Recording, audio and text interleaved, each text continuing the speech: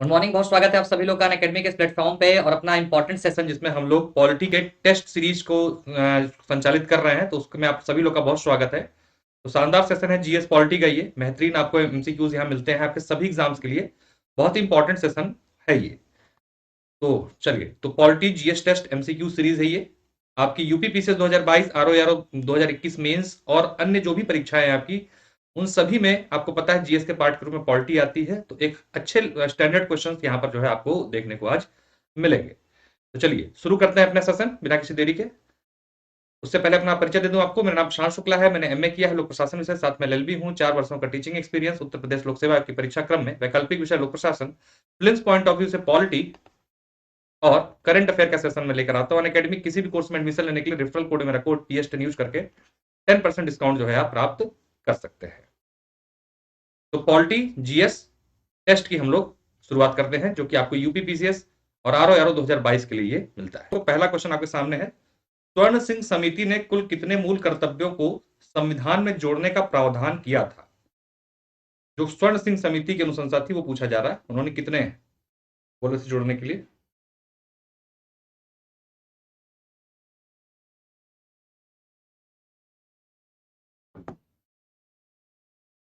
स्वर्ण सिंह समिति ने कितने मूल कर्तव्यों को संविधान में जोड़ने का बात की थी, ये पूछा जा रहा है। क्वेश्चन नंबर 1 इंपॉर्टेंट क्वेश्चन है।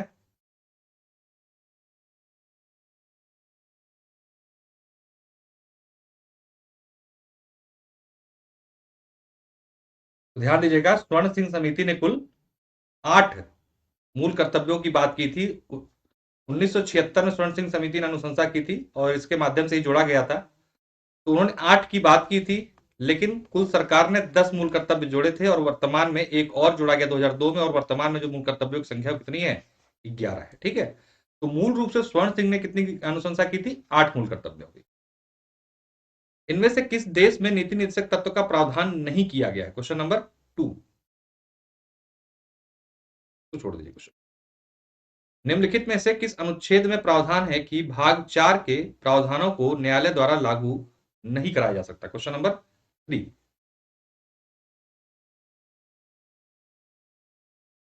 Question number 3।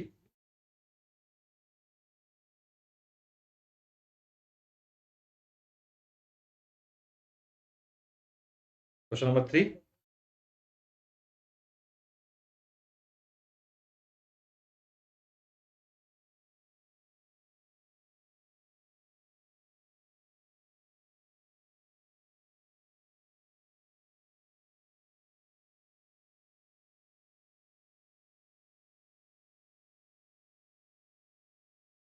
देखिए, भाग 4 यानी कि डीपीएसपी, और कहा जा रहा है कि डीपीएसपी को न्यायालय द्वारा लागू नहीं करवाया जा सकता है। इसका जो वर्णन किया गया है आर्टिकल 37 में किया गया। कहां किया गया? आर्टिकल 37 में।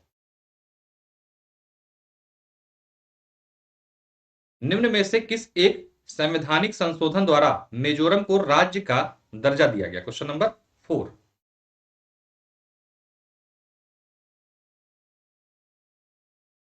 Question number 4।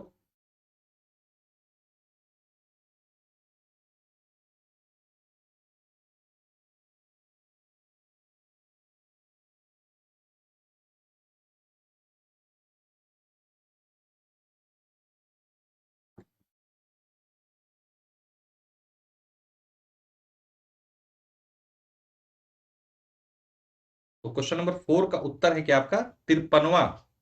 ध्यान दीजिएगा, अभी तक आप लोगों ने देखा होगा कि सिक्किम को राज्य का दर्जा पूछा जाता था कि दिया गया संशोधन के द्वारा। तो 35वां हम जानते थे, लेकिन आप ध्यान रखिएगा मिजोरम का भी क्वेश्चन बन सकता है। मिजोरम को राज्य का दर्जा 53वें संविधान संशोधन द्वारा दिया गया। इससे पहले क्या था? केंद्र शासित प्रदेश के रूप में। संविधान के 103वें संविधान संशोधन विधेयक का संबंध किस चीज से है? Question number 5।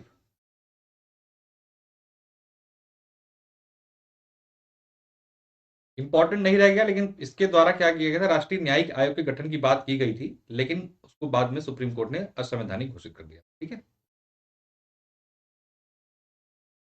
निम्नलिखित में से कौन सा संविधान संशोधन अधिनियम वस्तु एवं सेवा कर का प्रावधान करता है? जीएसटी के बारे में। Question number 6।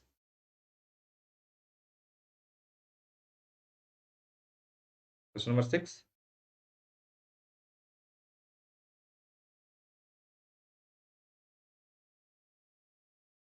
गुरुवचन सिंह, स्वागत है आपका। क्वेश्चन नंबर 6, जीएसटी से संबंधित संविधान संशोधन कौन सा है? गुड मॉर्निंग, ओपन चेक 6 का डी।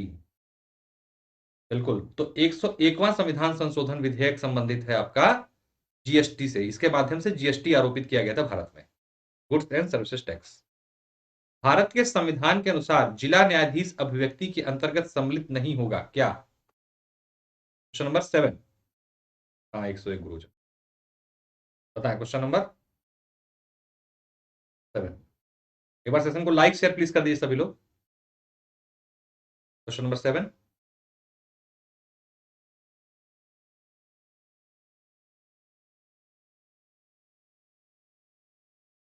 जिला न्यायाधीश अभिव्यक्ति के अंतर्गत सम्मिलित नहीं किया जाएगा, किसको?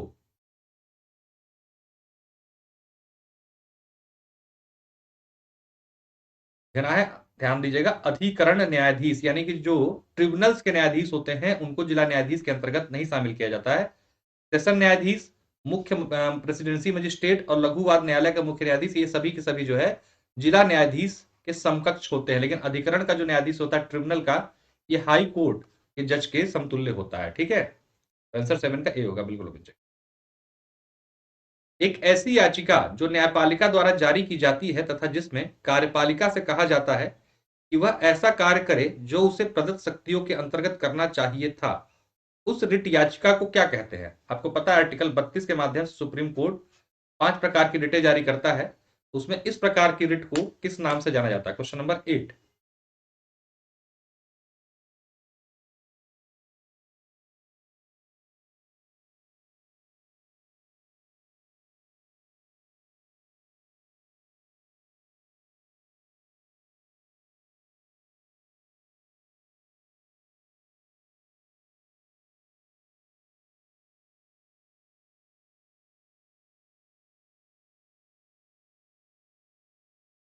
क्वेश्चन नंबर 8 का उत्तर क्या होगा? मैंडेमस को कहा जाता है मैंडेमस। ठीक है, निम्न में कौन सी याचिका अधीनस्थ न्यायालयों की कार्य पद्धति का परीक्षण करती है? क्वेश्चन नंबर 9, कौन सी याचिका अधीनस्थ न्यायालयों के कार्य पद्धति का परीक्षण करती है? Question number 9।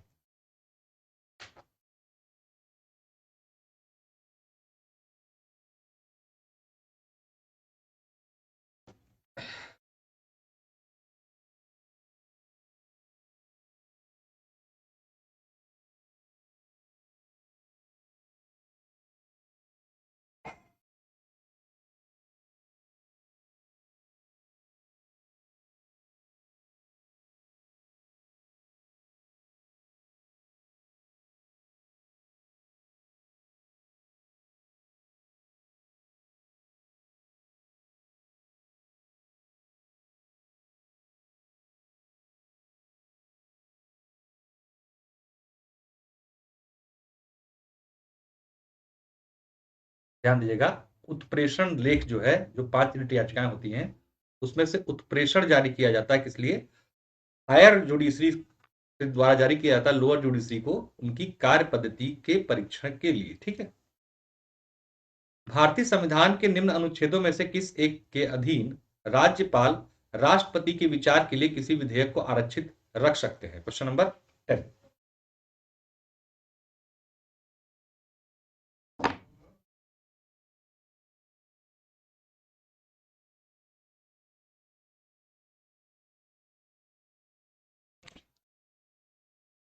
Question number 10,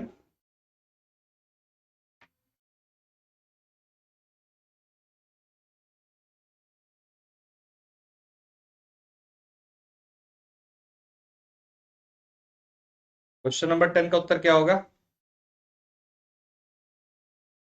article 200, ध्यान दीजिएगा। ठीक है, आर्टिकल 200 के माध्यम से राज्यपाल क्या करते हैं? राष्ट्रपति के विचार के लिए किसी विधेयक को आरक्षित रख सकते हैं। ठीक है, आगे बढ़ने से पहले आपको बता दें अनअकैडमी ऐप पर कैसे पहुंचना। सबसे पहले आपको प्ले स्टोर से अनअकैडमी लर्निंग ऐप डाउनलोड करना है, अपना मोबाइल नंबर डालकर खुद रजिस्टर करना है। सर्च गोल में आपको सर्च करना है UP PSC and UP triple SC, आपको फ्री क्लासेस और टेस्ट सीरीज दिखाई देने लगेंगी। इन फ्री क्लासेस और टेस्ट सीरीज को अनलॉक करने के लिए मेरा कोड PS10 डाल के आप फ्री क्लासेस अनलॉक कर सकते हैं। एडवांटेजेस की बात करें तो कभी भी कहीं भी रिकॉर्डेड लाइव सेशन देखने का मौका मिलता है, अपॉर्चुनिटी बेस्ट एजुकेटर से जुड़ने का, access multiple courses, structure pedagogy academic calendar के अनुसार, study session, master classes, unlimited quizzes, study material PDF format में, multiple live doubt clearing session आपको यहाँ पर मिलते हैं। केंद्र शासित प्रदेश लद्दाख का प्रथम लेफ्टिनेंट गवर्नर किसे नियुक्त किया गया है? Question number 11।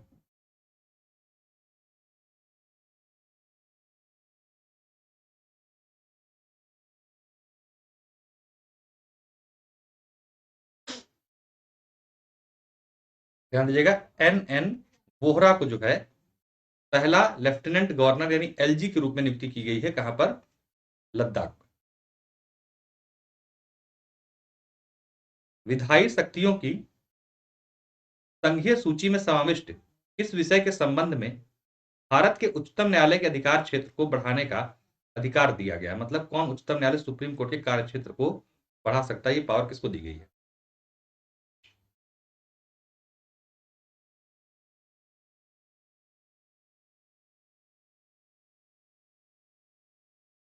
Question number 12।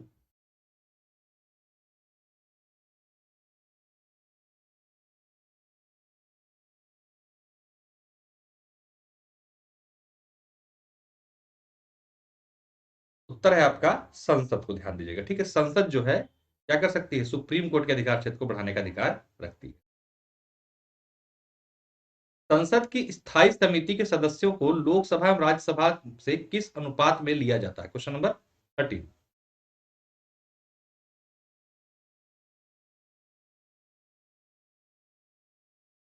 संसद की स्थायी समिति के सदस्यों को लोकसभा एवं राज्यसभा में किस अनुपात में लिया जाता है? Question number 13।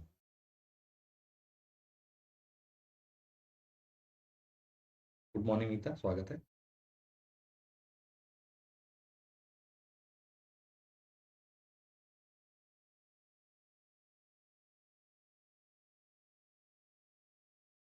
उत्तर है आपका क्रमशः 2:1 यानी कि 2:1 में लिया जाता है। यानी कि 2 लोग लोकसभा से, 1 लोग राज्यसभा से लिए जाते हैं जो स्थायी समितियां होती हैं संसद की, ठीक है। यह धन विधेयक है, इसका निर्णय कौन करता है? Question number 14।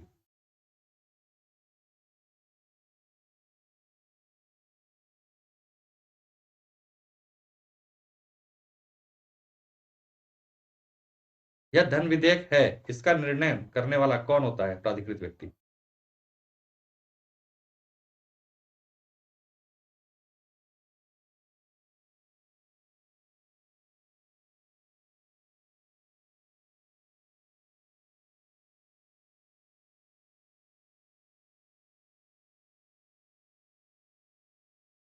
बिल्कुल, लोकसभा का अध्यक्ष, और इसका निर्णय अंतिम होता है, ठीक है।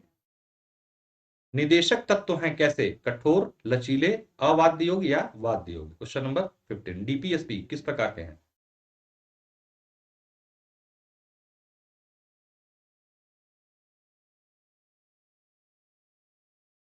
Question number 15।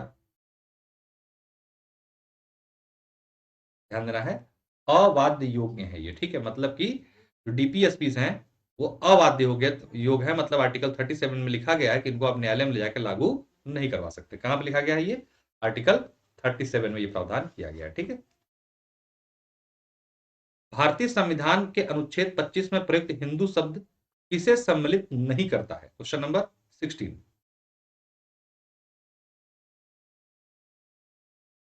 नंबर 16।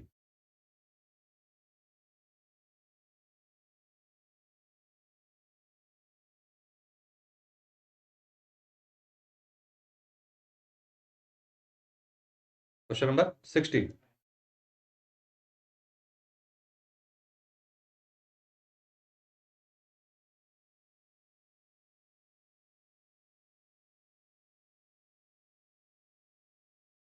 आंसर है पारसियों को जो है इसमें सम्मिलित नहीं किया जाता, ठीक है। बंदी बनाए गए व्यक्ति के मौलिक अधिकारों की रक्षा किस अनुच्छेद से प्रदत्त है? जो व्यक्ति बंदी बना लिया गया था उसके अधिकार, मौलिक अधिकारों की रक्षा किस आर्टिकल के माध्यम से की जाती है? Question number 17।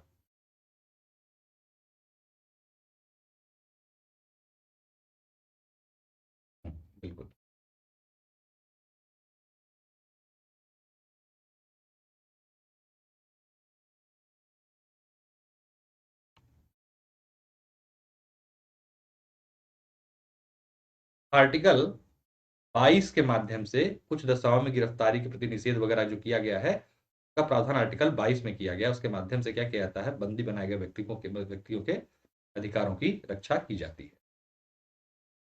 भारतीय संविधान द्वारा प्रदत्त निम्न में से कौन सा अधिकार गैर नागरिकों को भी उपलब्ध है? Question number 18। गैर नागरिकों का मतलब विदेशियों को भी।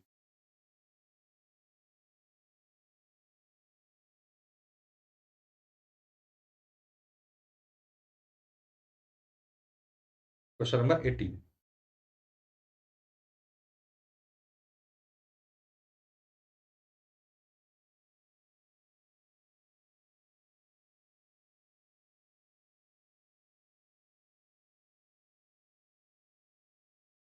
आंसर है आपका, ध्यान दीजिएगा, संवैधानिक निराकरण का अधिकार यानी आर्टिकल 32 के माध्यम से ये मूल अधिकार नागरिकों के साथ साथ विदेशियों को भी जो है उपलब्ध किया गया है। ठीक है, संपत्ति अर्जित करने का अधिकार सिर्फ नागरिकों को है।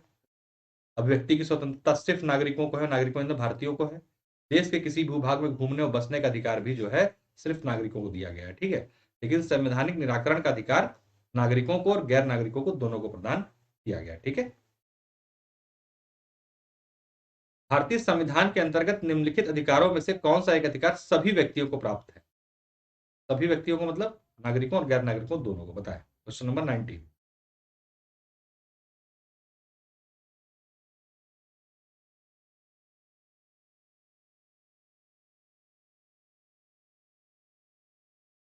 Question number 19।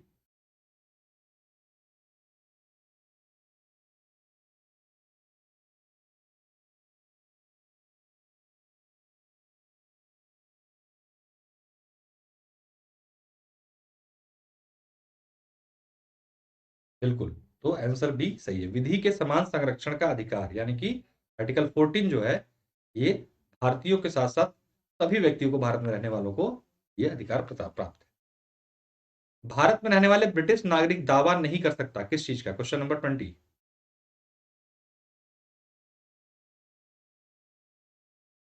भारत में रहने वाला कोई ब्रिटिश नागरिक दावा नहीं कर सकता किस चीज का?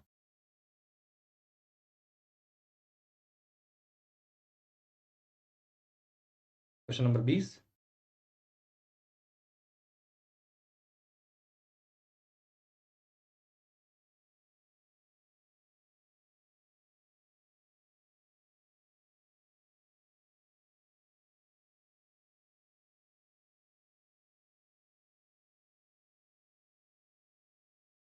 ध्यान दीजिएगा, देखते हैं। धर्म की स्वतंत्रता का अधिकार मिला है किसको? भारतीयों और विदेशियों दोनों को। ठीक है, तो ये तो सही है। जीवन और व्यक्तिगत स्वतंत्रता की सुरक्षा का अधिकार ये भी मिला है भारतीयों को और विदेशियों को। लिखा है यहां पर व्यापार और व्यवसाय की स्वतंत्रता का अधिकार। ध्यान रखिएगा, ये ही सही उत्तर है। यहां पर कोई विदेशी भारत में आकर व्यापार और व्यवसाय की स्वतंत्रता का अधिकार का जो है पालन नहीं करवा सकता है। विधि के समक्ष समानता का अधिकार ये भी दोनों को मिला हुआ है। ठीक है, ध्यान रखिए कि व्यापार और व्यवसाय करने की स्वतंत्रता भारत में सिर्फ और सिर्फ भारतीयों को है, न कि विदेशियों को। आगे बढ़ने से पहले आपको बता दें, जीएस पेपर की तरह विजेता नामक स्कॉलरशिप प्रोग्राम होता है संडे को 10 बजे। इसमें रैंक 1 से लेकर 25 तक के बच्चे 100% स्कॉलर प्राप्त कर सकते हैं अन अकेडमी के किसी भी कोर्स का। इसी क्रम में सारथी नामक एक बैच जो है पीसीएस 2022 के लिए शुरू हुआ किया जा रहा है, इसको आप लोग ज्वाइन कर सकते हैं। यूपी पीसीएस 2022 जिसकी परीक्षा 12 जून को आयोजित होनी है, और 13 से 16 तक के लिए एक फ्री मिनी सीरीज जो है संचालित हो रही है, इसको भी आप लोग ज्वाइन कर लें। पीसीएस 21 मेंस के लिए जो है आपका टॉपिक वाइज टेस्ट का आयोजन कराया जा रहा है, कंप्लीट सिलेबस कवर कराया जा रहा है। आप इसको भी ज्वाइन करके आप पीसीएस मेंस की तैयारी अपनी आगे बढ़ा सकते हैं। जो लोग यूपी ट्रिपल एससी वीडियो री एग्जाम की तैयारी कर रहे हैं उनके लिए ध्यान दीजिएगा, बहुत शानदार एक कोर्स शुरू किया गया है बहुत ही कम फीस पे। इसका एग्जाम आपको पता है मार्च एंड या अप्रैल में हो जाएगा। 900 रुपए महीने में आप इसको अलग से कोर्स ले सकते हैं। 11 फरवरी शुरू हो चुका है ये, और इसको एकदम कंप्लीट आपका कवर कराया जाएगा। जो लोग यूपी ट्रिपल एससी वीडियो का री एग्जाम देना चाहते हैं उनके लिए है ये। और इस पर कौन बैठेगा? वो सभी लोग इसमें शामिल होंगे जिन्होंने 2018 में वीडियो का एग्जाम जब हुआ था उसमें उसमें जिन्होंने फॉर्म भरा होगा उन सबको मौका इसमें दिया जाएगा।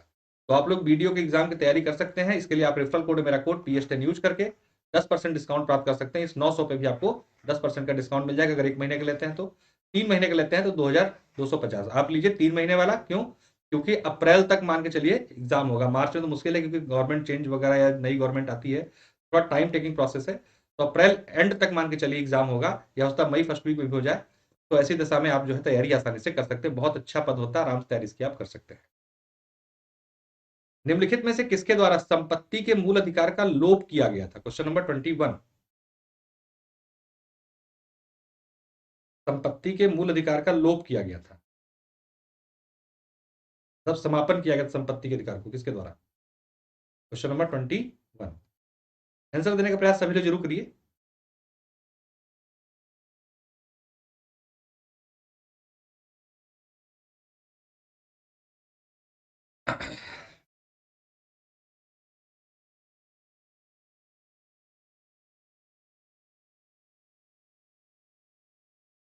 तो ध्यान दीजिएगा, 44वें संविधान संशोधन के द्वारा क्या किया गया था?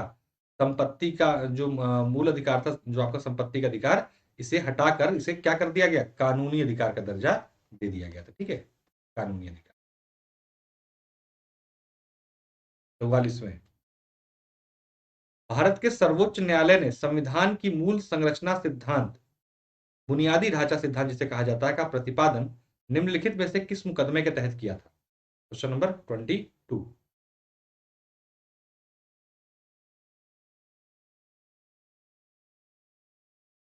बेसिक स्ट्रक्चर ऑफ कॉन्स्टिट्यूशन का सिद्धांत जो दिया था सुप्रीम कोर्ट ने, पूछा जा रहा है किस वाद में, इस संदर्भ में संबंधित है? Question number 22।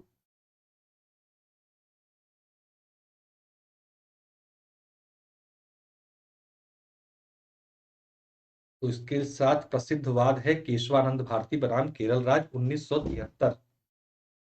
ये वाद संपादित हुआ था और इसी में बेसिक स्ट्रक्चर यानी कि बुनियादी ढांचा सिद्धांत प्रतिपादित किया सुप्रीम कोर्ट ने। और कहा गया था इसमें कि कोई भी संसद किसी भी प्रकार का ऐसा कोई कानून नहीं बनाएगी जिसमें क्या कहते हैं कि भारत के संविधान के बेसिक स्ट्रक्चर से प्रभावित हो रहा होगा।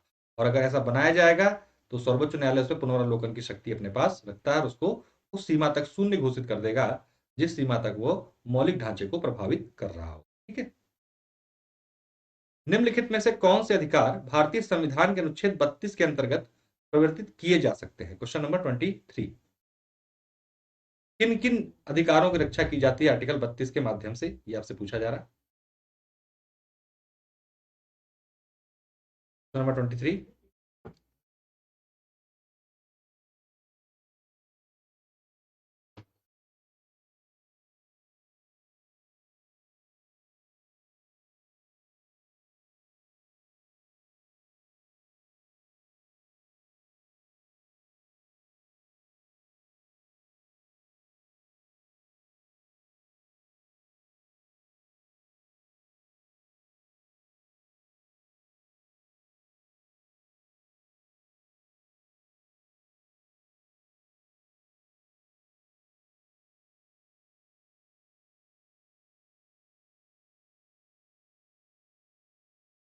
ध्यान दीजिएगा, आर्टिकल 32 के तहत जो है ये जो है सुप्रीम कोर्ट सिर्फ और सिर्फ आपके मौलिक अधिकारों की रक्षा करती है।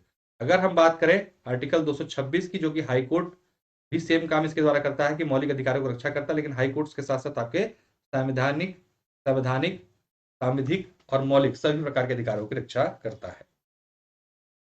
लेकिन अगर सिर्फ आर्टिकल 32 की बात होगी तो यहां सिर्फ मौलिक अधिकार। संविधान के अनुच्छेद 25 के अनुसार धर्म स्वतंत्रता का अधिकार किसके अधीन नहीं है?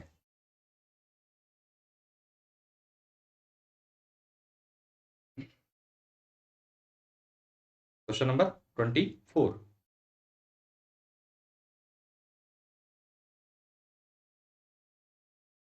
धर्म की स्वतंत्रता का अधिकार आर्टिकल 25 में दिया गया है। उसे कहा गया कि इन चीजों के अधीन रह के आप धार्मिक स्वतंत्रता का लाभ उठा सकते हो। उसमें निम्न में से कौन सा एक शामिल नहीं है, ये पूछा जा रहा है। Question number 24। ध्यान रखिएगा, सदाचार, सार्वजनिक स्वास्थ्य के, जैसे कि सदाचार से जुड़ा हुआ, ऐसा ना हो कि आप कोई ऐसा स्वतंत्रता के नाम पे काम करें जो सदाचार या सद्भावना को ठेस पहुंचाता हो। ऐसा कोई स्वतंत्रता के नाम पे करें जो कि पब्लिक लॉ एंड ऑर्डर को खराब करता हो। या कोई आप ऐसी प्रथा अपनाते हैं अपनी धार्मिक स्वतंत्रता के नाम पे जो स्वास्थ्य के प्रति जो को ठीक नहीं हो। इन तीनों के अधीन रह के भी आप अधीन रह के ही आप धार्मिक स्वतंत्रता का लाभ उठा सकते हैं। लेकिन मानववाद जैसी कोई पुट उसमें सम्मिलित नहीं किया गया है। उच्चतम न्यायालय के किस मामले में निर्णय के कारण संविधान के अनुच्छेद 21 के कार्यक्षेत्र का विस्तार कर शिक्षा के अधिकार को भी उसमें सम्मिलित किया गया था? Question number 25, number 25।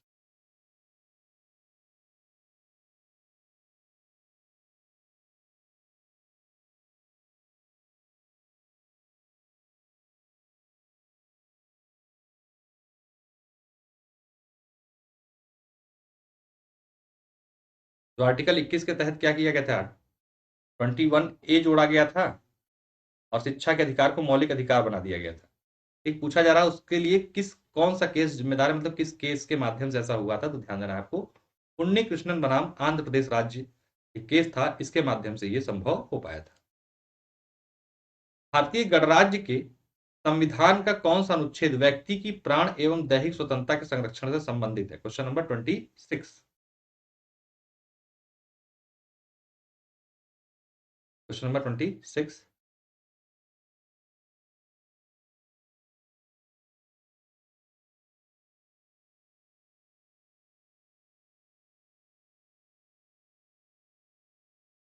तो प्राण एवं दैहिक स्वतंत्रता के संरक्षण के लिए आर्टिकल 21 में प्रावधान किया गया है कि बिना उस विधि के आपसे आपके प्राण नहीं छीने जा सकते। ठीक, निम्नलिखित में से कौन सा कथन सत्य है? Question number 27। Question number 27।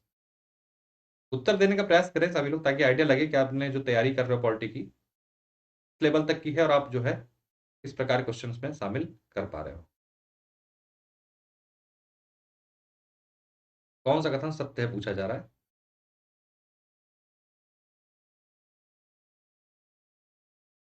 देखिए, इसमें सभी कथन गलत हैं, बस आपका पहला स्टेटमेंट यानी ऑपरेशन पोलो, ध्यान रखिएगा, ऑपरेशन पोलो के द्वारा क्या किया गया था? हैदराबाद रियासत को भारत में मिलाया गया था। ठीक है, ऑपरेशन पोलो।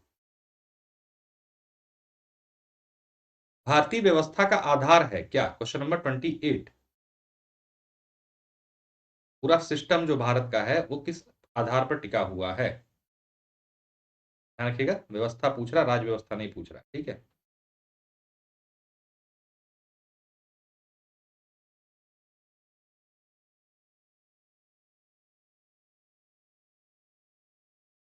भारतीय व्यवस्था का आधार है, ध्यान दीजिएगा, ग्राम। गांव जो है भारतीय व्यवस्था के आधार है। राजनीतिक व्यवस्था पूछता तो आपका आंसर हो जाता संविधान। ठीक है, उद्देशिका के तहत संविधान का मूल स्रोत क्या है? Question number 29। संविधान का मूल स्रोत मतलब संविधान का मूल सोर्स यानी संविधान को ताकत जो मिलती है वो कहां से मिलती है? Question number 29।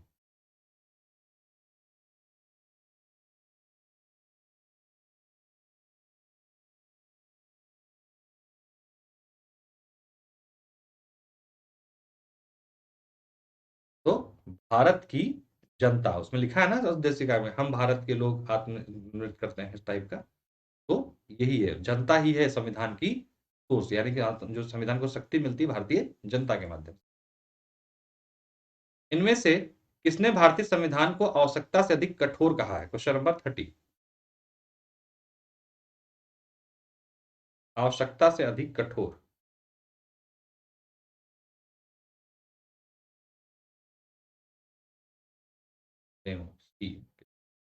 Question number 30।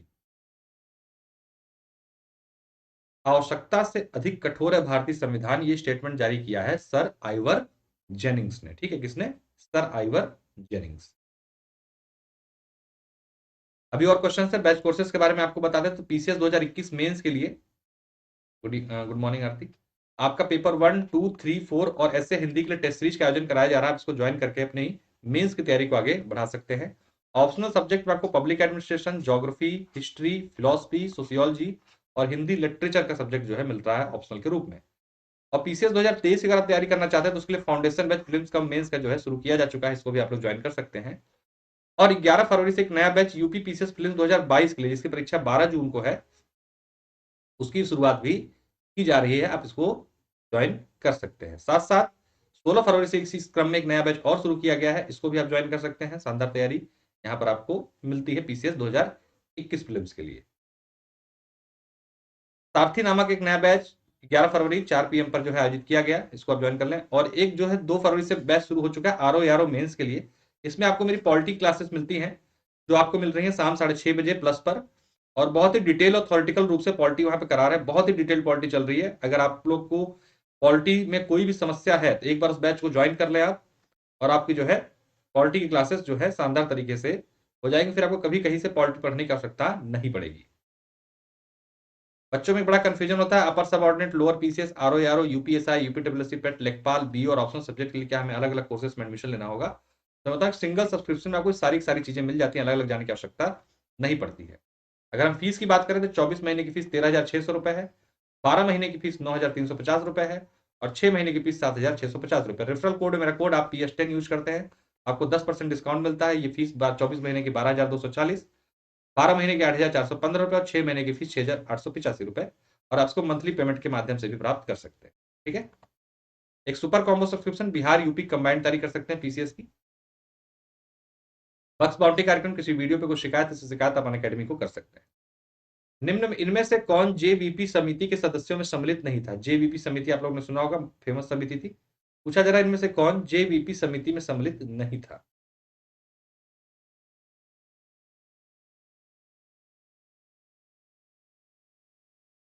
Question number 31।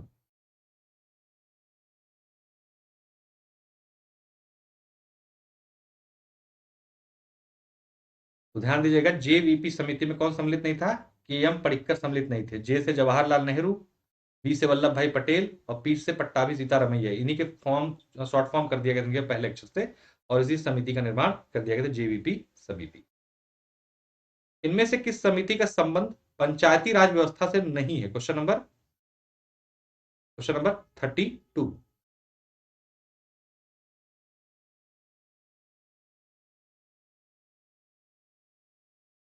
इसको छोड़ दिए, क्वेश्चन गड़बड़ है ये। भारत में कितने प्रकार के शहरी स्थानीय शासन हैं? भारत में कितने प्रकार के शहरी स्थानीय शासन हैं? Question number 33।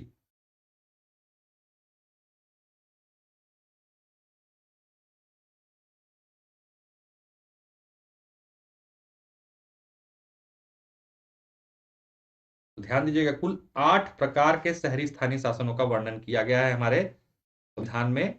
जो हम लोगों ने 74वां संविधान संशोधन अपनाया था, उसके माध्यम से 8 प्रकार के। ग्रामीण की बात करें वहां पे 3 प्रकार होता है। ठीक है, भारतीय स्थानीय स्वशासन के पिता के नाम से कौन जाने जाते हैं? Question number 34।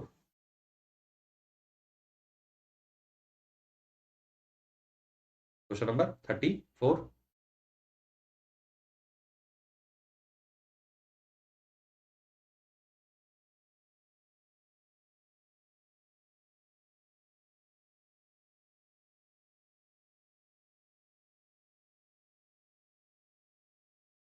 तो भारतीय स्थानीय स्वशासन के पिता से कौन कहा जाता है? लॉर्ड रिपन को। ठीक है, किसको? लॉर्ड रिपन को। अब तक कुल कितनी बार अनुच्छेद 368 में संशोधन किया गया है? Question number 35।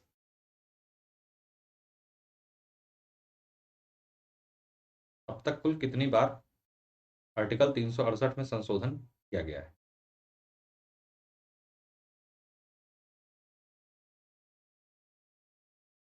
आरती डी बतानी है।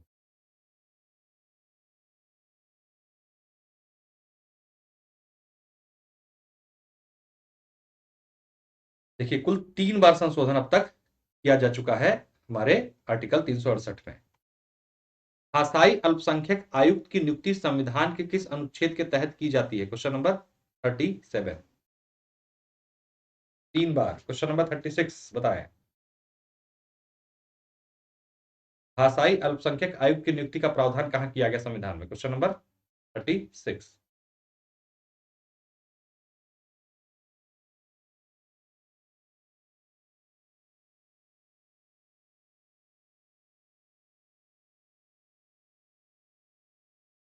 तो उत्तर क्या है 36 का? अनुच्छेद 350 ख में यह प्रावधान किया गया है। ठीक है, मूल अधिकार का विकास सर्वप्रथम कहां पे हुआ था? मूल अधिकार का। Question number 37।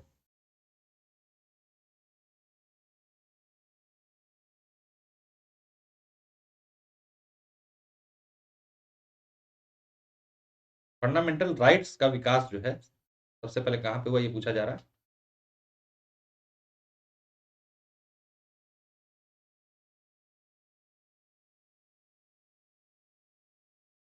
ध्यान दीजिएगा, इसका विकास मूलतः ब्रिटेन में हुआ था, लेकिन सबसे पहले ये अधिकार अपने नागरिकों को प्रदान करने वाला देश कौन है? अमेरिका है। विकास इसका ब्रिटेन में हुआ था, लेकिन मूल अधिकार जो है अपने नागरिकों को प्रदान करने वाला देश बना अमेरिका। ठीक है, बिल ऑफ राइट्स के माध्यम से, और हमने भी वही से अपने भारत में ले लिया इसको। मूल अधिकार तथा अल्पसंख्यक अधिकारों के संबंध में बनी परामर्श समिति के अध्यक्ष कौन थे? Question number 38।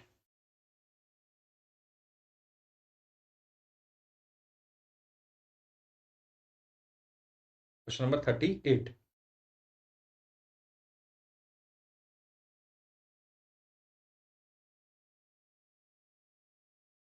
कौन थे? सरदार वल्लभ भाई पटेल। ध्यान दीजिए, ठीक है, कौन थे? सरदार वल्लभ भाई पटेल। पृथक्करणीयता का सिद्धांत एवं अधित्याग का सिद्धांत का संबंध निम्न में से किस अनुच्छेद से है? Question number 39। तो छोड़ दिए, क्वेश्चन ठीक नहीं। राज्य ऐसी कोई विधि नहीं बनाएगा जो भाग 3 द्वारा मूल अधिकारों को छीनती है या उन्हें न्यून करती है। ये उपबंध संविधान के किस अनुच्छेद में है? Question number 40।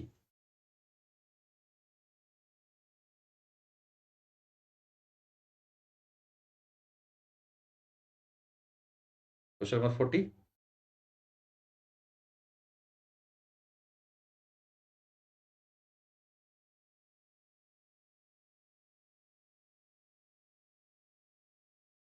ध्यान दीजिएगा, का प्रावधान किया गया है आपके आर्टिकल 13 के क्लॉज 2 में। अक्टूबर 1959 में पंचायती राज भारत में सर्वप्रथम कहां पर प्रारंभ की गई? Question number 41। Question number 41।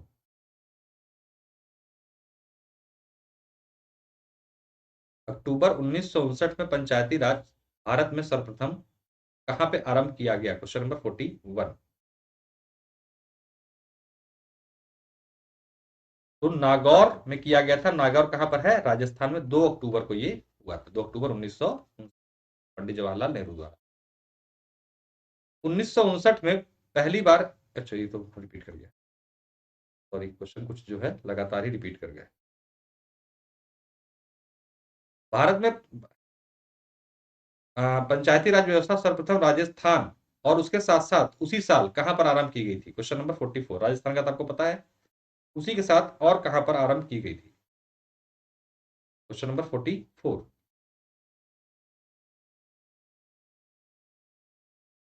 तो देखिए, अक्टूबर में शुरू की गई थी राजस्थान नागौर में, और अक्टूबर के महीने के एंड में ही राजस्थान आंध्र प्रदेश में भी ये व्यवस्था लागू कर दी गई थी, यानी उसी साल आंध्र प्रदेश में। लेकिन व्यवहारिक रूप से जो उत्तर है आपका, वो पहला माना जाता है राजस्थान को, क्योंकि तिथि के अनुसार जो है आंध्र प्रदेश दूसरे नंबर पे है।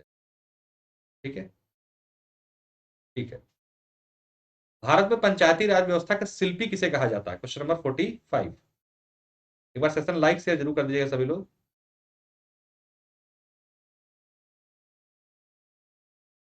Question number 45।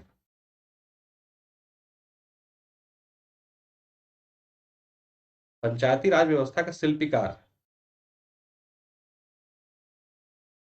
डेली आप लोग को 11 AM पे सेशन मिलता है, ये इसमें पॉलिटी टेस्ट हम लोग करा रहे हैं जीएस के पार्ट के रूप में, तो आप लोग से जुड़कर अपनी तैयारी अच्छी कर सकते हैं। क्वेश्चन नंबर 45 का उत्तर है BR मेहता, यानी कि बलवंत राय मेहता को जो है पंचायत का वास्तुकार या शिल्पीकार के रूप में जाना जाता है। ठीक है।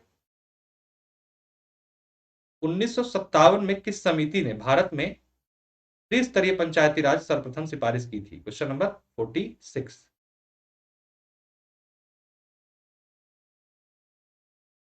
जी बिल्कुल।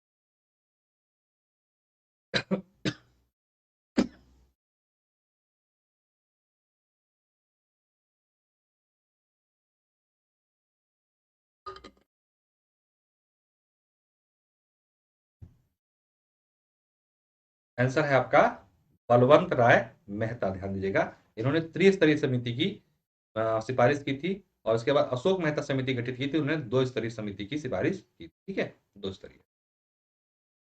अशोक मेहता समिति ने पंचायती राज में कितने प्रतिमान प्रस्तुत किए थे, अभी मैंने बता दिया आप लोगों को।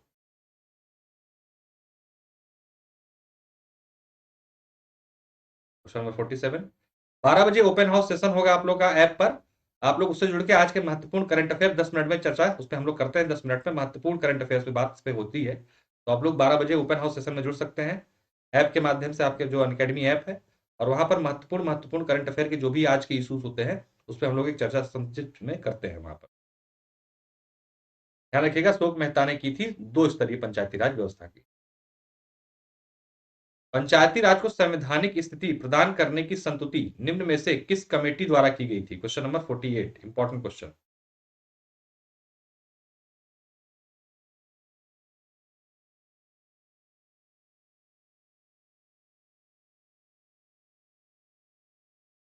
Question number 48। संवैधानिक दर्जा दिया जाना चाहिए पंचायतों को, ये जो क्या नाम है कि सिफारिश की थी किसने। Question number 48। तो ये सिफारिश की थी LM सिंघवी। ठीक है, लक्ष्मीमल सिंघवी कमेटी ने जो है ये सिफारिश की थी कि पंचायती राजों को क्या करना चाहिए, एक संवैधानिक दर्जा देना चाहिए। और इसी के आधार पर 73वां संविधान संशोधन पारित करके इसको संवैधानिक दर्जा दिया गया। ठीक है, ए होगा, ए बी नहीं, LM सिंघवी सही कर लीजिएगा। पंचायती राज व्यवस्था में निम्न में से कौन सी समिति संबंध नहीं है, मतलब इस पंचायती राज व्यवस्था से इसका कोई लेना देना नहीं है। Question number 49।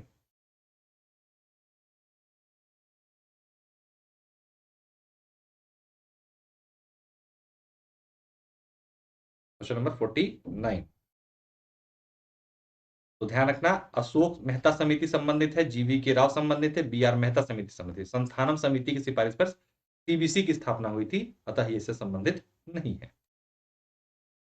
निम्नलिखित में से कौन सी एक समिति पंचायती राज संस्था संबंधित नहीं है दिए गए विकल्पों में। Question number 50। हाँ, सी ठीक है। क्वेश्चन नंबर 50 का उत्तर दे दीजिए।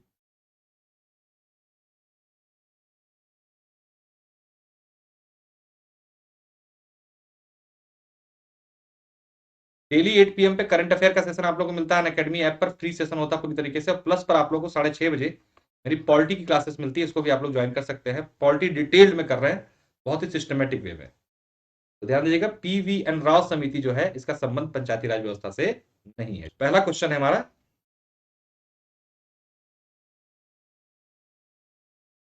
कि भारत के संविधान का प्रारूप तैयार करने वाली संविधान सभा के सदस्यों को कैसे चुना गया था। Question number 1।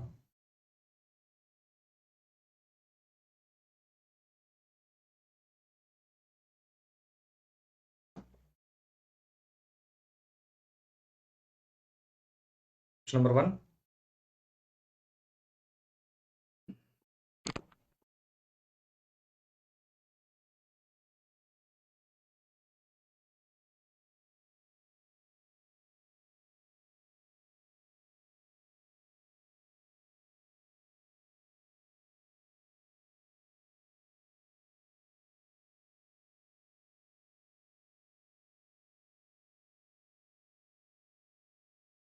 उत्तर है आपका, विभिन्न प्रांतों की विधानसभाओं द्वारा जो है इनको चुना गया था। ठीक है, विभिन्न प्रांतों की विधानसभाओं के द्वारा इनको चुना गया था। Question number 1। किस अधिनियम ने भारतवासियों को अपने देश के प्रशासन में कुछ हिस्सा लेना संभव बनाया। Question number 2।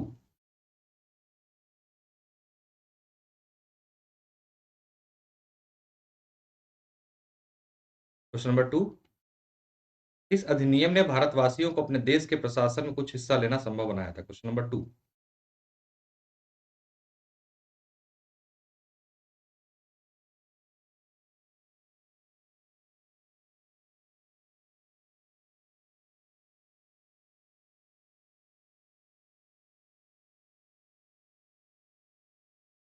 उत्तर है, चार्टर एक्ट 1833 के माध्यम से क्या हुआ था, भारतीयों को अपने देश के प्रशासन में कुछ हिस्सा लेना संभव बनाया गया था, क्योंकि कार्यकारिणी परिषद का विस्तार किया गया और अब इसमें गैर सरकारी सदस्यों को भी इंक्लूड कर दिया गया था। ठीक है, स्वतंत्र भारत की संविधान सभा के अध्यक्ष कौन थे। Question number 3।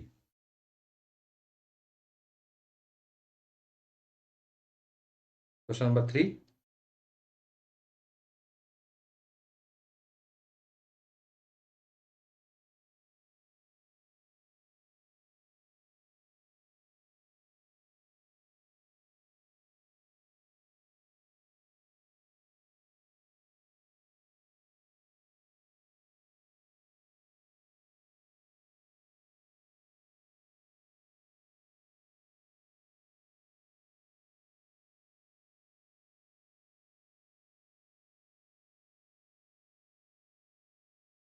Number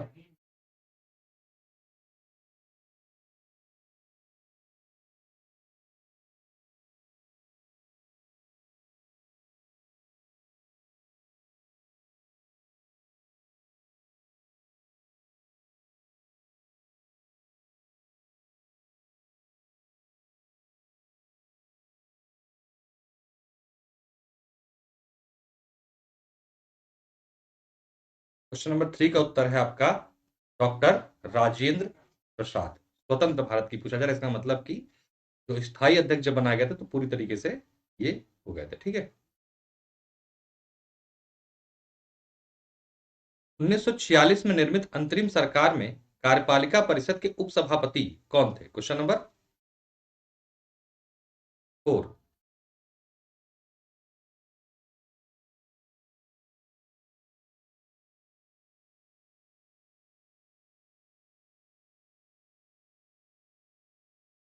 question number 4। 1946 में निर्मित अंतरिम सरकार में कार्यपालक परिषद के उपसभापति कौन थे? Question number 4।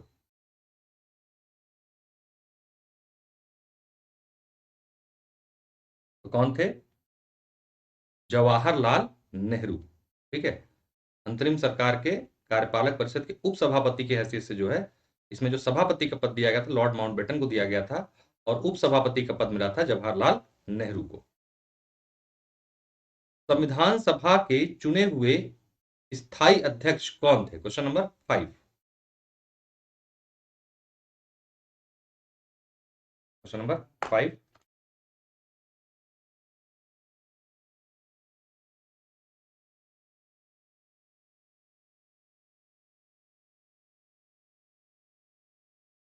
Question number 5।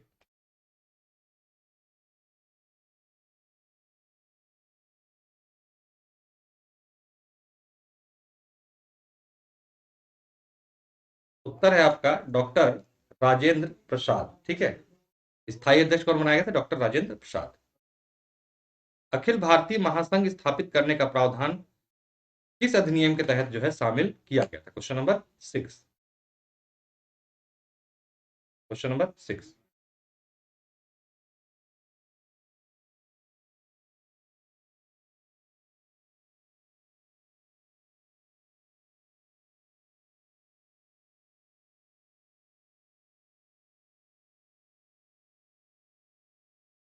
Akhil Bharatiya महासंघ स्थापित करने का प्रावधान जो था वो किस अधिनियम के तहत जो है शामिल किया गया था, यानी प्रयास किया गया था इस संदर्भ में?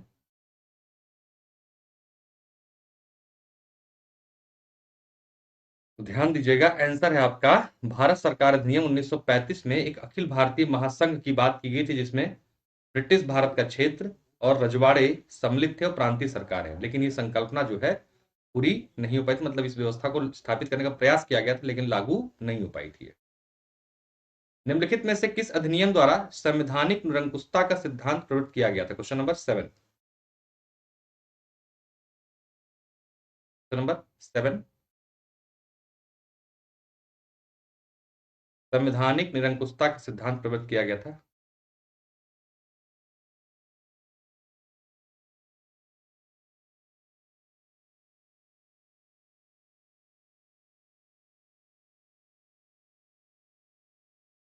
उत्तर है इसका आपका 1935 का भारत सरकार अधिनियम। इसके माध्यम से संवैधानिक निरंकुशता का सिद्धांत प्रतिपादित किया गया था। ठीक है।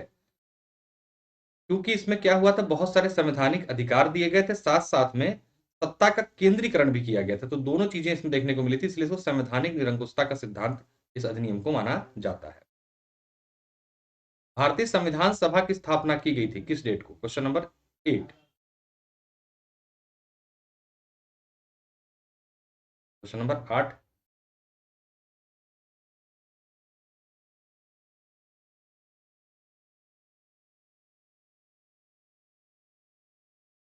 भारतीय संविधान सभा की स्थापना तिथि, बहुत इंपॉर्टेंट क्वेश्चन है, कई बार एग्जाम में क्वेश्चन आ चुका है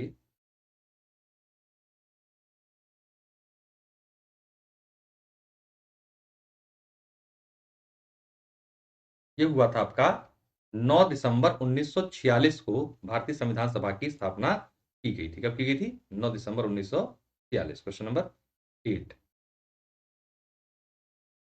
भारतीय संविधान को बनाने हेतु संविधान सभा के कुल कितने अधिवेशन हुए थे? Question number 9। नंबर 9।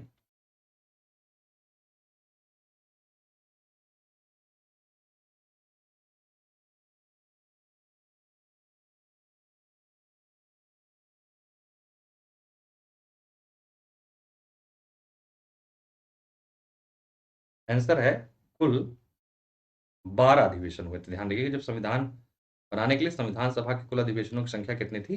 12 थी। संविधान सभा में वयस्क मताधिकार को 15 वर्षों के लिए स्थगित करने की बात किसने की थी? नंबर 10। 15 वर्षों तक वयस्क मताधिकार यानी कि जो 18 साल से ऊपर के लोग हैं मतदान करते हैं, उसमें कहा गया था कि जब भारत आजाद हुआ था उसके 15 साल तक जो है वयस्क मताधिकार को स्थगित करना चाहिए। ये सुझाव किसने दिया था? उसके पीछे का मूल कारण था कि अभी भारत की जनता इतनी मैच्योर नहीं हुई, नई नई आज़ादी मिली है, हमें कुछ सालों के लिए जो है वयस्क मताधिकार को स्थगित करना चाहिए। जब लोग लोकतंत्र और चुनाव और वोट के महत्व को समझ जाएंगे तब क्या कहेंगे इसे लागू करना चाहिए। ये सुझाव दिया था डॉक्टर मौलाना अब्दुल कलाम आजाद ने, ठीक है, लेकिन ऐसा हुआ नहीं था। देखिए आगे बढ़ने से पहले आपको बता दें अनअकैडमी ऐप पर आपको कैसे आना है। सबसे पहले प्ले स्टोर से आपको अनअकैडमी लर्निंग ऐप डाउनलोड करना है, अपना मोबाइल नंबर डाल खुद को रजिस्टर करना है, सर्च गोल में आपको सर्च करना है UP PSC and UP triple SC. आपको फ्री क्लासेस और टेस्ट सीरीज दिखाई देने लगेंगे। इन फ्री क्लासेस और टेस्ट सीरीज को अनलॉक करने के लिए आप मेरा कोड PS10 यूज करके इसे अनलॉक कर सकते हैं और फ्री टेस्ट और फ्री क्लासेस एंजॉय कर सकते हैं।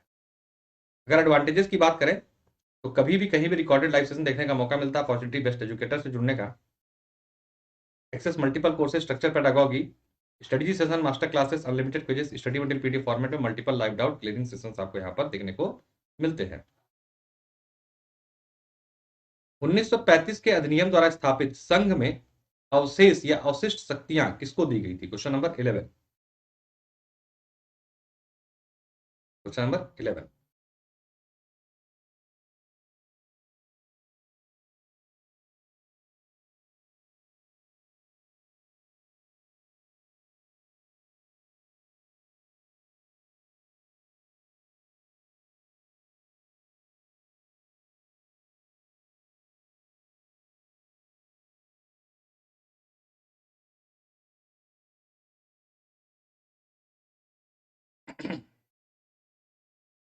उत्तर है गवर्नर जनरल को, ठीक है। ये अवशिष्ट शक्तियां किसको दी गई थी? गवर्नर जनरल को दी गई। निम्नलिखित में से संविधान सभा की संघ संविधान समिति का अध्यक्ष कौन था? Question number 12। Question number 12।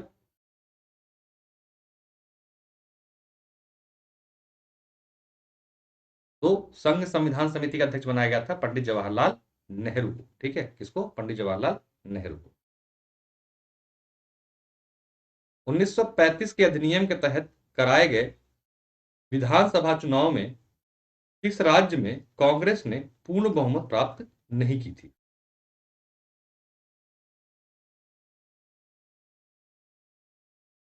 Question number 13।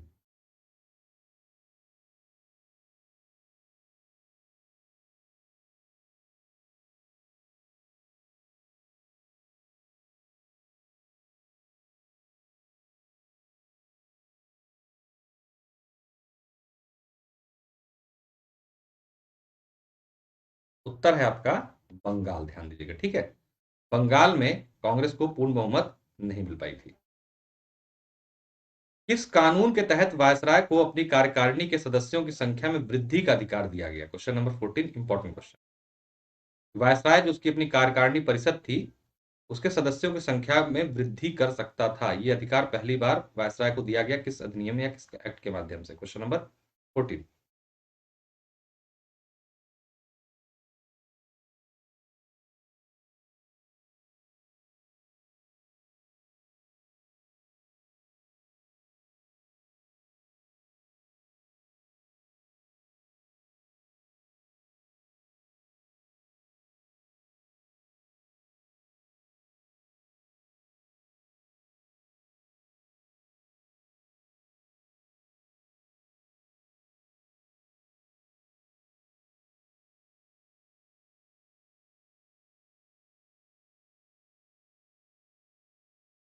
तो जो ये अधिकार प्रदान किया गया था 1861 के अधिनियम के माध्यम से वायसराय को प्रदान किया गया था।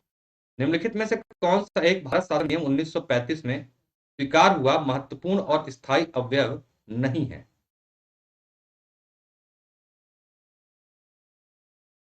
Question number 15।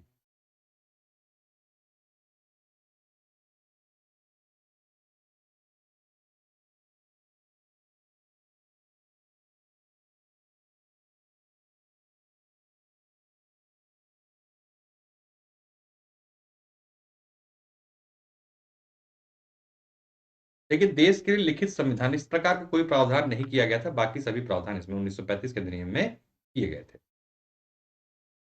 भारत का संविधान पूर्ण रूप से तैयार हुआ था कब? नंबर 16।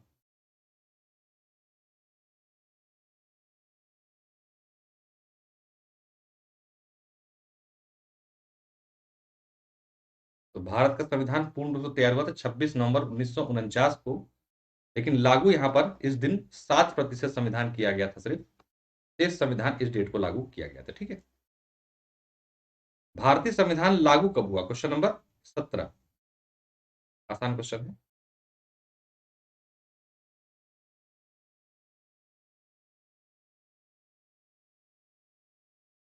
भारतीय संविधान को लागू कब किया गया था? जैसा मैंने पिछले वाले में बताया आपको कि इस दिन 7% संविधान लागू किया था, और पूर्ण रूप से संविधान जो हमारा लगा था वो कब लगा था? 26 जनवरी 1950 को। ठीक है। इसी दिन से हम गणतंत्र हो गए। संविधान सभा के सम्मुख संविधान की प्रस्तावना का प्रस्ताव किसने प्रस्तुत किया था? नंबर 18। सेशन लाइक और शेयर एक बार जरूर कर दीजिए सभी लोग, और उत्तर देने का प्रयास करें। कुछ आसान और कुछ कठिन सवालों का सम्मिश्रण है सेशन में आपके।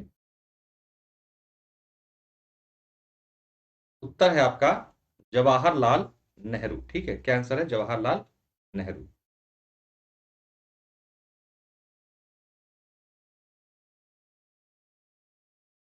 ठीक है। Question number 18। भारत के संविधान में केंद्र और राज्यों के बीच किया गया शक्तियों का विभाजन इनमें से क्या उल्लिखित योजना पर किस इसमें से किस उल्लिखित योजना पर आधारित है? Question number 19। जो केंद्र और राज्यों के बीच शक्तियों का विभाजन किया था वो किस पर आधारित है, मतलब किस अधिनियम के माध्यम से उसको किया गया? Question number 19।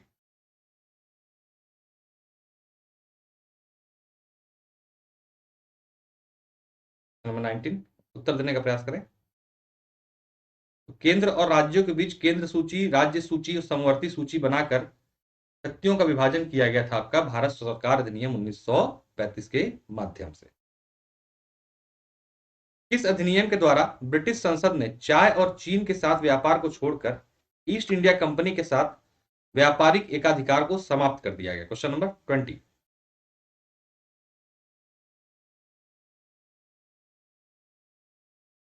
Question number 20।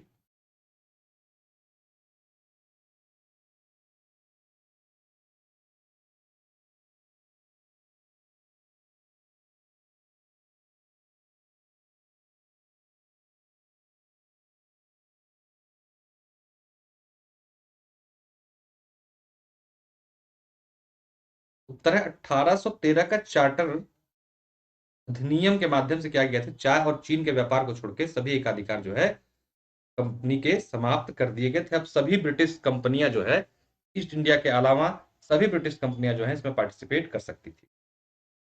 आगे बढ़ने से पहले आपको बताते हैं कि हर संडे को विजेता नामक स्कॉलरशिप प्रोग्राम का आयोजन होता है। इसमें रैंक 1 से लेकर 25 तक के बच्चे 100% स्कॉलर प्राप्त कर सकते हैं इसमें पार्टिसिपेट करके। यूपी पीसीएस के लिए एक 2022 के लिए नया ओरिएंटेशन बैच शुरू हो रहा है, 16 फरवरी से आप इसको ज्वाइन कर सकते हैं। प्री मिनी सीरीज 16 फरवरी तक आयोजित की जा रही है, इसको भी आप लोग ज्वाइन कर सकते हैं। पीसीएस 2021 मेंस के लिए topic wise complete test series का आयोजन यहाँ पे कराया जा रहा है, इसमें पार्टिसिपेट करके अपनी तैयारी को आप आगे बढ़ा सकते हैं। जो लोग वीडियो जो कि री एग्जाम होना है उसकी तैयारी कर रहे हैं, उन लोग के लिए बहुत अच्छा चांस है। आप लोग 900 रुपये महीना देके जो है इसकी एग्जाम की तैयारी कर सकते हैं। तो आपको अगर चाहते हैं कि आप वीडियो का एग्जाम दें और आपको कम फीस पे करना चाहते हैं, तो सिर्फ और सिर्फ इस कोर्स को लेके आप 900 रुपये मंथली पर अपनी तैयारी को आगे बढ़ा सकते हैं। जैसे कि ये देखिए, 1 महीने का 900 का है और 3 महीने का आपका 2250 रुपये का है। इसको आप 3 महीने वाला ले लीजिए, क्योंकि अप्रैल एंड तक हो सकता है एग्जाम हो, तो आपको ये 3 महीने वाला कोर्स सही पड़ेगा। इसमें आप मेरा रेफरल कोड PS10 यूज कर लीजिएगा, आपको 10% का डिस्काउंट और मिल जाएगा आपको इसमें, ठीक है। 1946 में चुनाव के पश्चात मुस्लिम लीग ने किस प्रांत में अपनी सरकार बनाई? Question number 21। Question number 21।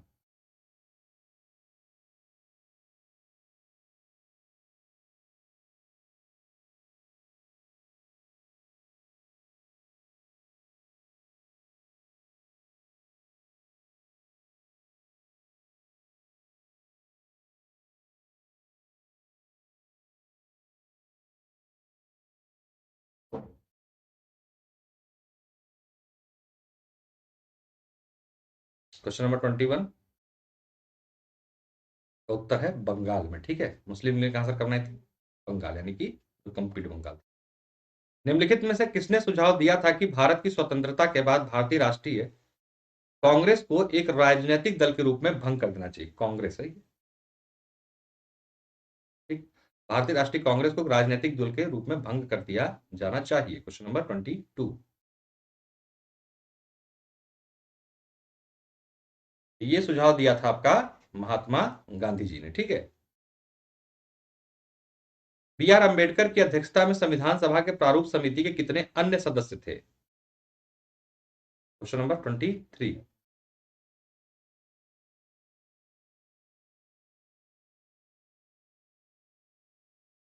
जो B.R. अम्बेडकर की अध्यक्षता में प्रारूप समिति बनी थी, में इनको छोड़कर अन्य कितने सदस्य थे, ये पूछा जा रहा है, क्योंकि ये अध्यक्ष थे। तो अन्य सदस्य की संख्या कितनी थी? Question number 23। तो ध्यान दीजिएगा, कुल सदस्य संख्या 6 थी, मतलब 6 सदस्य, एक खुद Ambedkar ji, is equal to 7। भारतीय संविधान सभा की प्रारूप समिति का अध्यक्ष कौन था? Question number 24। आसान हो गया, पिछले सवाल से मिलता जुलता है, तो आंसर है आपका डॉक्टर भीमराव अंबेडकर। 1937 के चुनाव के पश्चात यूपी में गठित मंत्रिमंडल में किसको वित्त विभाग दिया गया था? Question number 25। किसको वित्त विभाग दिया गया था?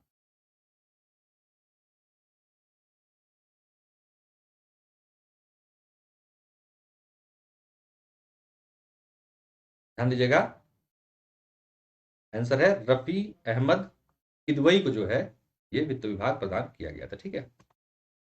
संविधान सभा ने डॉक्टर B.R. अम्बेडकर की अध्यक्षता में प्रारूप समिति का गठन कब किया गया है? डेट बहुत इंपॉर्टेंट है। Question number 26।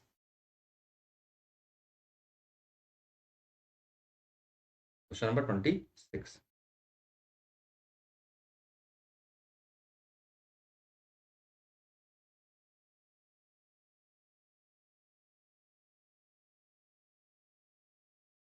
तो आंसर है आपका इसका 29 अगस्त 1947 को जो है प्रारूप समिति के गठन किया गया था। डेट मेंशन देख लीजिएगा, बहुत इंपॉर्टेंट है।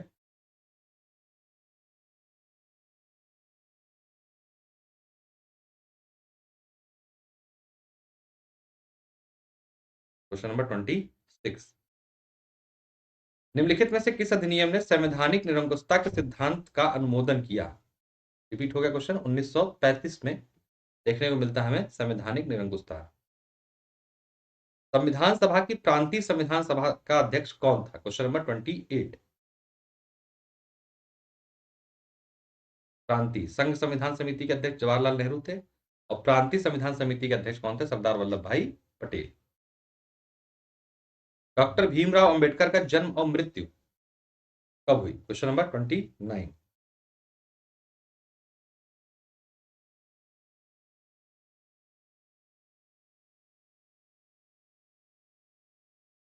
Question number 29।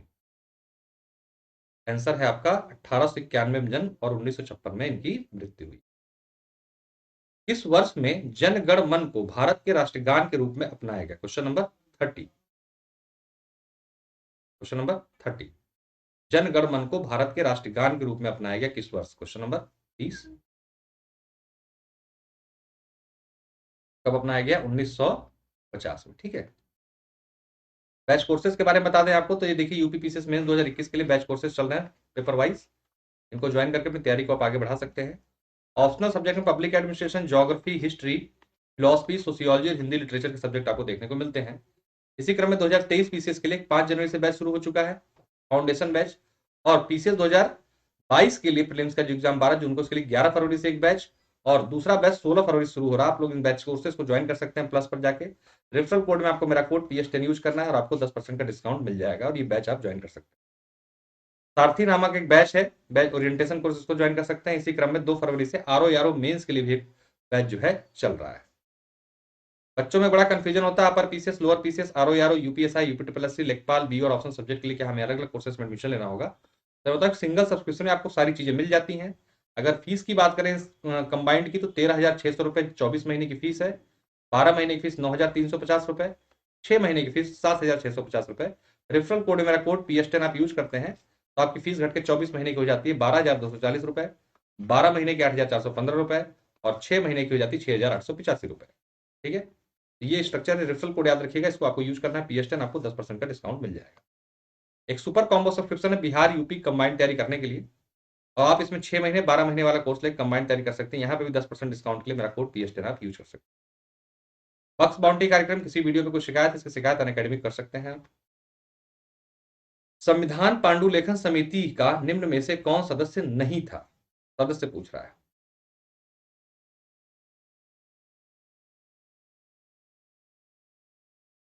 क्वेश्चन नंबर 31, संविधान पांडुलेखन समिति का कौन सदस्य नहीं था? तो मोहम्मद सादुल्ला, ये मुंशी और AK अय्यर, ये सभी लोग सदस्य थे। जवाहरलाल नेहरू इसके सदस्य नहीं थे। भारतीय संविधान को अपनाया गया था। क्वेश्चन नंबर 32, भारतीय संविधान को अपनाया गया था कैसे, किसके द्वारा? संविधान सभा के द्वारा। किसके द्वारा? संविधान सभा के द्वारा। ठीक है। भारत के संविधान के निर्माण में संविधान सभा को कितना समय लगा था? क्वेश्चन नंबर 33,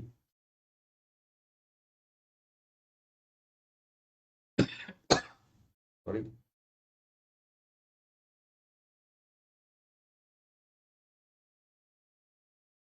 तो कितना समय लगा था भाई? 2 वर्ष 11 माह 18 दिन का कुल टोटल समय लगा था। ठीक है। भारत शासन द्वारा राजकीय चिन्ह कब से अंगीकृत किया गया था? Question number 34, question number 34, state emblem को कब अंगीकृत किया गया था, राजकीय चिन्ह को? तो 26 जनवरी 1950 को इसको अंगीकृत किया गया था। ठीक है। संविधान निर्मात्री परिषद की झंडा समिति के अध्यक्ष कौन थे? इस क्वेश्चन में बड़ा कंफ्यूजन होता है क्योंकि कहीं उत्तर आपको दो प्रश्नों में, दो आंसरों में कंफ्यूजन होता है। राजेंद्र प्रसाद और JB कृपलानी, अलग अलग जगह पे अलग अलग उत्तर देखने को मिलते हैं, लेकिन इसका सटीक उत्तर जो है वो है आपका डॉक्टर राजेंद्र प्रसाद, और यही सही भी है। लोक सेवा आयोग भी इसी को आंसर मानता है। ठीक है। भारत को एक संविधान देने का प्रस्ताव संविधान सभा द्वारा पारित किया गया था कब? क्वेश्चन नंबर 36,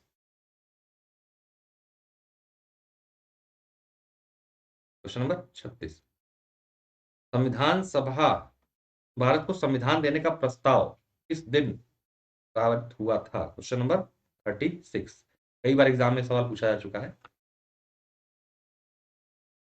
तो इसका उत्तर है आपका 22 जनवरी 1947 को ये प्रावधान किया गया था। ठीक, प्रस्ताव पारित हुआ था।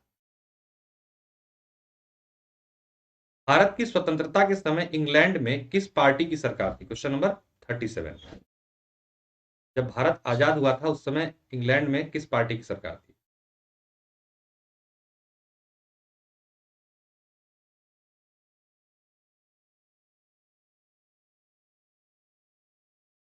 किसकी सरकार थी? Labour Party. किसकी? Labour Party. भारतीय संविधान सभा की पहली बैठक कब हुई थी? Question number 38।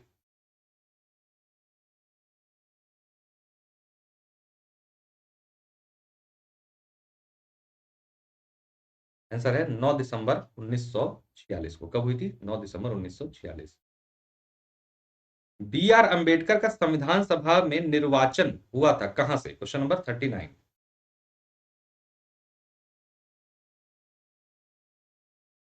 Question number 39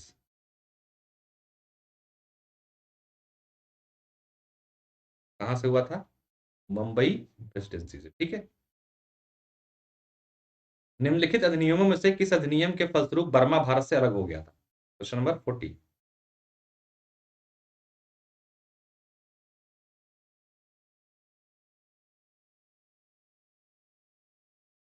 Burma को भारत से अलग किया गया था भारत शासन अधिनियम 1935 के माध्यम से।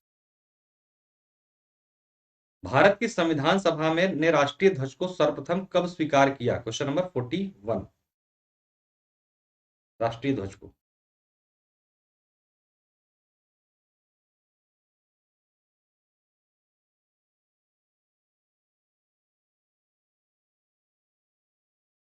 स्वीकार किया गया 22 जुलाई 1947 को। ठीक है, 22 जुलाई 1947। संविधान सभा में उद्देश्य प्रस्ताव निम्न में से किस एक के द्वारा प्रस्तुत किया गया था? Question number 42। क्वेश्चन नंबर 42 उद्देश्य प्रस्ताव।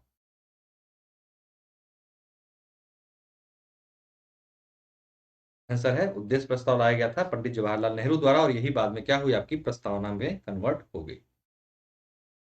भारतीय संविधान को 26 नवंबर 1949 को किसके द्वारा अधिनियमित किया गया था? Question number 43। जब प्रस्तावना पढ़ते हैं तो उसमें लिखा रहता है ना कि फलाना तिथि को अधिनियमित आत्म नियमित करते हैं संविधान सभा के द्वारा। ठीक है। निम्नलिखित में से कौन अगस्त 1946 में गठित प्रथम अंतरिम राष्ट्रीय सरकार का सदस्य नहीं था? Question number 44।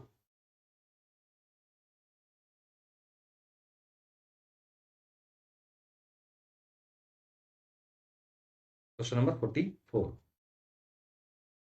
Doctor S Radhakrishnan जो है इसके सदस्य नहीं थे। ठीक है, जो प्रथम अंतरिम राष्ट्रीय सरकार थी इसमें राधाकृष्णन नहीं थे। 1935 के अधिनियम द्वारा स्थापित संघ में अवशेष शक्तियां किसको दी गई थी? ये तो रिपीट हो गया, तो किसको दी गई थी? गवर्नर जनरल को दी गई। संविधान सभा के संवैधानिक सलाहकार कौन थे? Question number 46।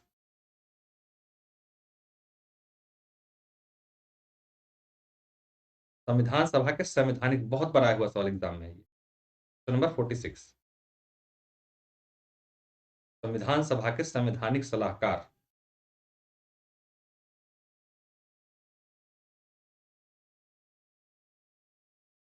B N Rao. ध्यान दीजिएगा, संविधान इसमें बहुत सारे लोग जो है, अगर ऑप्शन होता है अम्बेडकर जी तो उसका आंसर लाके चले जाते हैं, लेकिन ध्यान दीजिएगा बी एन राव थे संवैधानिक सलाहकार। भारत में स्वतंत्रता के पश्चात प्रथम मंत्रिमंडल का कानून मंत्री कौन था? Question number 47।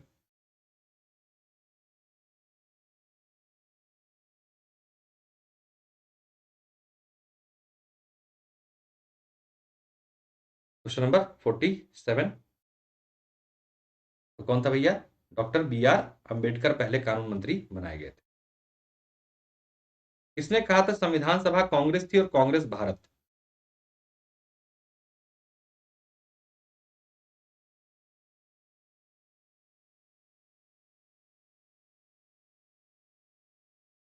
किसका स्टेटमेंट है? ऑस्टिन का स्टेटमेंट है ये। ठीक है, किसका? ऑस्टिन का। भारतीय इतिहास के संदर्भ में प्रांतों से संविधान सभा की सदस्यता किस आधार पर हुई थी? Question number 49। कैसे संविधान सभा के सदस्य चुने गए थे? एक बार सेशन को लाइक शेयर प्लीज कर दीजिएगा जरूर से।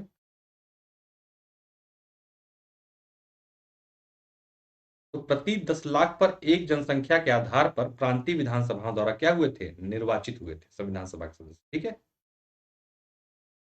अपनी राष्ट्रवादी प्रतिक्रिया में भारतीय संविधान के निर्माताओं में अल्पसंख्यकों के हितों तथा भावनाओं के महत्व को कम करके आंका है, यह कथन किसका है? Question number 50।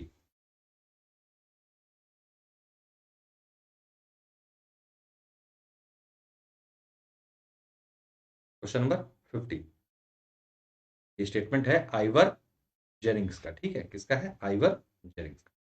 चलिए आज के लिए इतना ही रखते हैं, और डेली आप लोग जो है 8 PM पर करंट अफेयर का सेशन मेरा ज्वाइन कर सकते हैं। पूरी तरीके से फ्री क्लासेस हैं जो कि अनअकैडमी ऐप पर आती हैं। शाम को 8 बजे करंट अफेयर का सेशन उपलब्ध कराते हैं आपके लिए।